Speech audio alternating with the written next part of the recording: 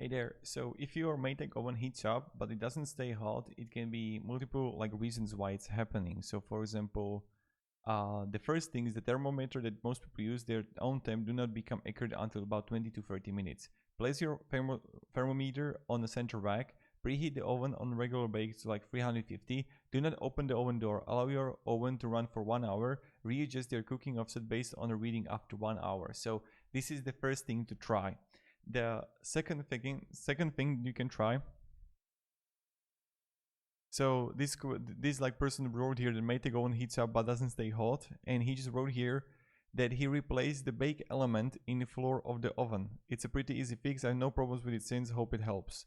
So this is another thing that possibly you can try, and just check the. You can also even look for Amazon to have the bake element.